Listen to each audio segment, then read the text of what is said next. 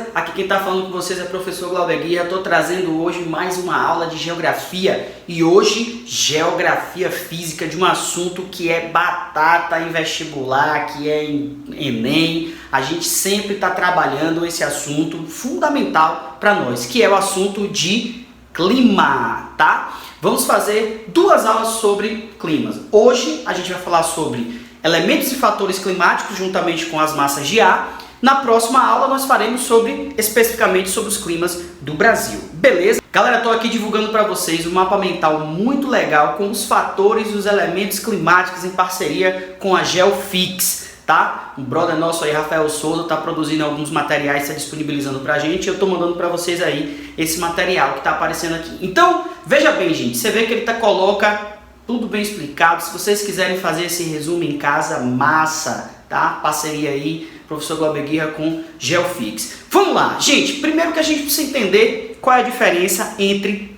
tempo e clima, tá? Tempo e clima. Toda vez que a gente falar da condição momentânea, a gente vai estar falando de tempo. Por isso que o nome chama-se previsão do tempo, que às vezes acerta, às vezes não acerta, às vezes erra, acerta, enfim. E vamos agora para a previsão do tempo com Jussara Marcosini. Tudo bem, Jussara? Tudo ótimo, Sérgio. E como é que tá a previsão do tempo para esse feriadão aí?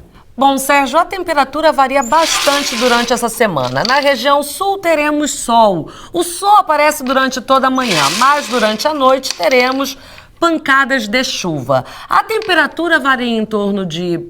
Um número de 0 a 10, Sérgio? 9. Um número de 20 a 30, Sérgio? 24. A temperatura varia em torno de 9 e 24 graus. Na região sul, uma corrente de ar... Para o ímpar, Sérgio? Ímpar quente. Uma corrente de ar fria virá da Argentina e permanecerá durante todo o final de semana. A gente vai ter sol hoje, vocês programam chuva. Mas enfim, a previsão do tempo é uma condição momentânea porque ela vai ter uma série de variações, tá? Vai ter a umidade, vai ter os ventos que podem deslocar essa chuva ou levar essa parte mais seca. Então o tempo ele vai ser sempre momentâneo, é uma condição momentânea. Já o clima, ele vai ser uma condição específica que vai necessitar uma análise muito maior de tempo para a gente poder concretizar, caracterizá-la como um clima. O estudo básico para a gente entender clima é necessário a gente entender elementos e fatores climáticos. Nós temos 4 elementos essenciais, tá? Temperatura, umidade, pressão e radiação solar. Esses 4 elementos, eles vão estar presentes em todos os climas, certo? Se a gente pensar no clima polar, a gente vai ter uma temperatura, uma umidade, uma pressão e uma radiação solar, beleza? Nesse caso, a temperatura vai ser a quantidade de calor existente em determinado local, fazendo com que essa temperatura ela seja mais alta, mais baixa, sendo que o clima vai ficar, ou o tempo vai estar mais quente, mais úmido, mais frio, certo? Então a temperatura que vai condicionar. A umidade, sim, é que ela vai deixar esse tempo ou esse clima mais seco ou mais úmido, tá? Então, a grande quantidade de vapor d'água na atmosfera vai caracterizar uma maior quantidade de umidade ou uma menor quantidade de umidade. A pressão, obviamente, vai ser quando há uma variação de pressão. Quando você está a nível do mar ou quando você está em uma elevada altitude, tá? A gente tem uma pressão muito maior no nível do mar quando nós estamos abaixo. Por quê, Glauber? Porque a pressão é o peso que a atmosfera vai fazer sobre você. Tá? Então, quando eu estou lá subindo o Monte Everest, eu estou subindo lá as montanhas do Machu Picchu, né? que a altitude está bastante elevada, o que vai acontecer lá em cima na altitude? Vai ter menos ar, lá vai ter menos peso em cima de você. Por isso que o ar vai ser rarefeito, vai sentir falta, né, de ar. E a radiação solar, ela está muito ligada àquilo que nós chamamos de zonas térmicas da Terra. Como são as zonas térmicas da Terra? As zonas térmicas elas vão ser uma área na qual a iluminação de radiação solar ela vai ser, né, constante. Então, nas áreas equatoriais e nas áreas tropicais, essa variação de umidade ela vai ser muito pouca, tá? Nas áreas temperadas, ela vai ter uma variação. Que variação vai ser essa? Essa variação ela vai ser de acordo com as estações do ano. Então, se eu tenho outono ou tenho primavera, inverno, verão, essa radiação solar ela vai estar diferente nas áreas temperadas. Nas áreas polares também ela vai sofrer uma grande influência das estações do ano, em que quando eu tenho hemisfério norte com inverno, a gente vai ter no hemisfério sul o verão e consequentemente as iluminações, né, são totalmente diferentes. Aí a gente vai lembrar aquele conceitozinho massa lá de solstício e equinócio, lembra? Solstício de verão e de inverno, quando você vai ter iluminação solar totalmente desigual. E equinócio, quando você vai ter radiação solar e iluminação solar igual durante as estações do ano, na primavera e no outono. Beleza aí? Tranquilidade, elementos climáticos, beleza? Agora nós vamos falar sobre fatores climáticos. Nós temos 6 fatores básicos, tá? Latitude, altitude, relevo, correntes marinhas, vegetação, continentalidade e maritimidade, certo? Esses são os fatores que vão influenciar diretamente nos climas. Porém, esses fatores eles são variáveis. Alguns climas vão ter a predominância de um determinado fator e outro fator em outro clima, ou 2 fatores, ou 3 fatores, tá? Então, primeiro fator climático, latitude. A latitude vai influenciar no clima como, Glauber? Quando eu tenho lá 0 grau, beleza? Áreas de baixa latitude. Se eu tô nas áreas de baixa latitude, 0 grau, o que vai acontecer? Na medida em que eu aumento a minha latitude, a minha temperatura ela vai cair. Por que isso? Porque eu disse a vocês anteriormente que as áreas tropicais e equatoriais são áreas de iluminação solar constante.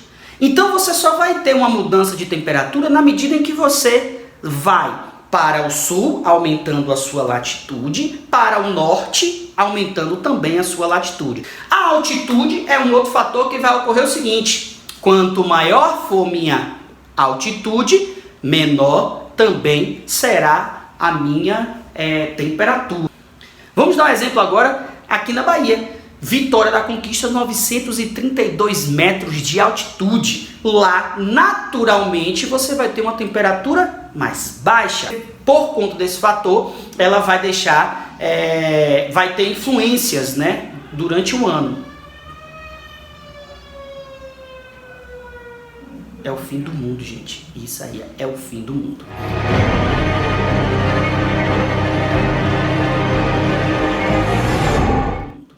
Outro fator que nós temos é o relevo, tá? O relevo, gente, ele vai ser fundamental também para algumas modificações climáticas. O relevo, ele pode fazer com que haja uma facilidade e uma dificuldade, na verdade, de entrar massa de ar e umidade em determinadas áreas do país. A gente tem aqui o exemplo que eu vou falar na parte de clima, o semiárido, que várias estruturas de relevo, Planalto da Borborema, Chapada do Apodi e do Araripe, são estruturas de relevo que vão fazer com que impeça a entrada de umidade e impeça a entrada de uma massa de ar mais úmida nessa região. Por isso a gente vai ter a influência do relevo muito forte.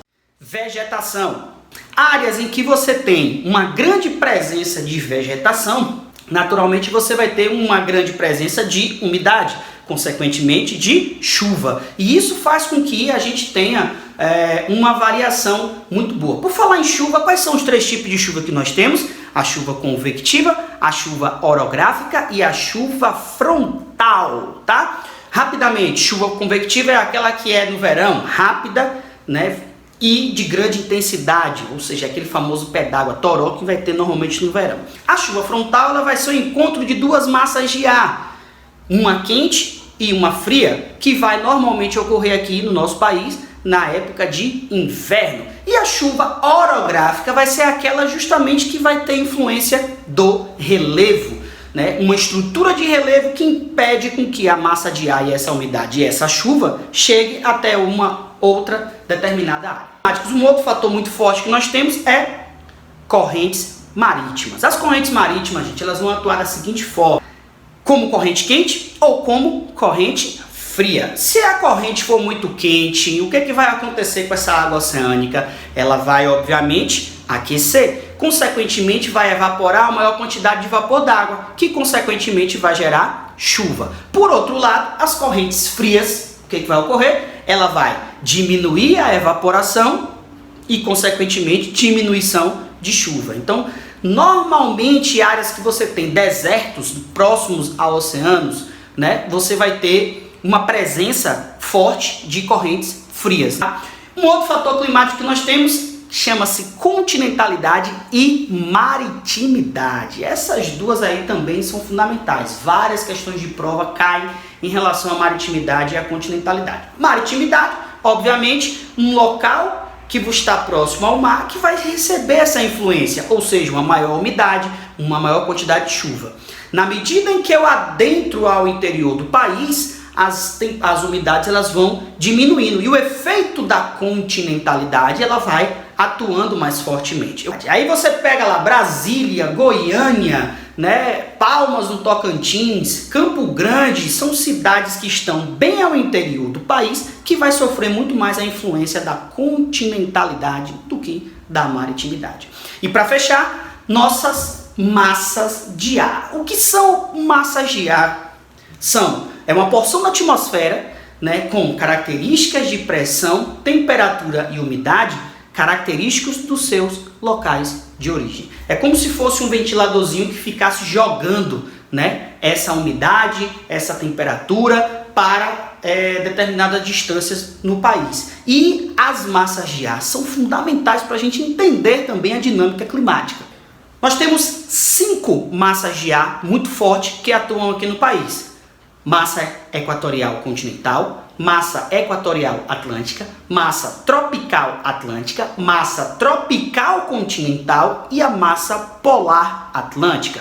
Vamos lá, característica rápida das 5, tá? Massa equatorial continental, a nossa MEC, originada na Amazônia, ela vai gerar um corredor de umidade durante o ano inteiro, é uma massa úmida e bastante quente. Consequentemente, ela vai jogar chuva em todo o nosso território brasileiro, praticamente em épocas de verão. A região sudeste, ela sempre recebe muita quantidade de água proveniente, de chuva proveniente da Amazônia, como também o nosso sertão nordestino. Em determinadas áreas e épocas, né, do nosso sertão, vai chegar uma umidade vinda da Amazônia.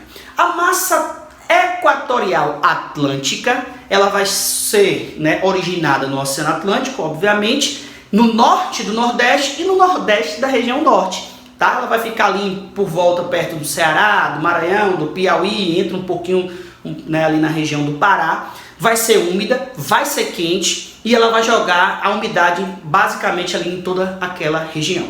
A massa tropical atlântica, ela é originada ali na região sudeste, quente e úmida também, joga uma grande quantidade de umidade para o sudeste, o nordeste aqui, não é o sul da Bahia, pega também um pouquinho no sul, é uma massa muito úmida por conta do oceano.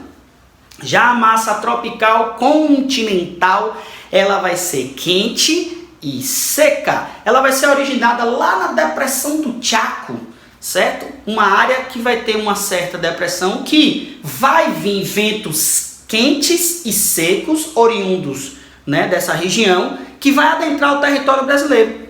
E quando ela entra no território brasileiro, ela vai fazer com que fique em determinada época do país uma mancha, né, seca naquela região que vai ser justamente no inverno. A massa tropical continental ela tem uma influência muito forte no inverno, fazendo com que as temperaturas elas fiquem um pouco mais baixas, fiquem amenas, mas a umidade relativa do ar baixa demais, porque ela não está tendo essa umidade vinda, né, do Oceano Pacífico, né? E nós temos a massa polar atlântica. A massa polar atlântica, obviamente, ela só vai ocorrer no inverno, né? Originada lá na Patagônia, no sul da Argentina, ela vem com uma massa muito forte, com temperaturas extremamente baixas, mas vem úmida. Só que tem o seguinte, aqui a gente fala massa, mas também pode ser conhecido como frente, tá? Por quê? Porque a massa é da origem. Então, se a gente tivesse a mesma força da massa que entra ao sul do país, ela chegaria aqui no Nordeste muito fria mesmo. E olha que já causa um frio muito forte, mas ela poderia até nevar. Então ela entra com uma frente, ela já entra um pouco mais fraca. E ela tem três consequências muito fortes.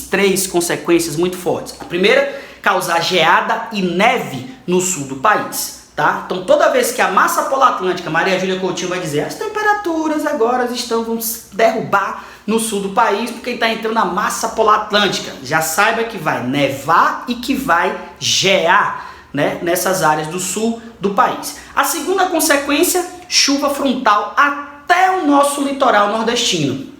Ela vai se deslocar por todo o litoral, vai se juntar com a massa tropical atlântica, que é quente e úmida. Ó, chuva frontal, uma massa quente com a massa fria, vão se juntar e vai ocasionar a chuva frontal até Salvador, chegando até Recife algumas vezes, tá? E a terceira consequência da massa polar atlântica vai ser friagem na Amazônia. Essas temperaturas elas vão ficar tão fortes, né, essas baixas temperaturas, que ela vai chegar até a região de Rondônia, do Acre, do Amazonas, derrubando completamente essas temperaturas. A região norte é uma área que naturalmente tem uma temperatura mais alta e, consequentemente, você chega a um processo desse, você vai sair de uma temperatura de 30 graus, 28 graus para 22, 23, né? E isso é um frio imenso para eles. Então, massa gear, são 5 essas massas gear que ocorrem no território brasileiro.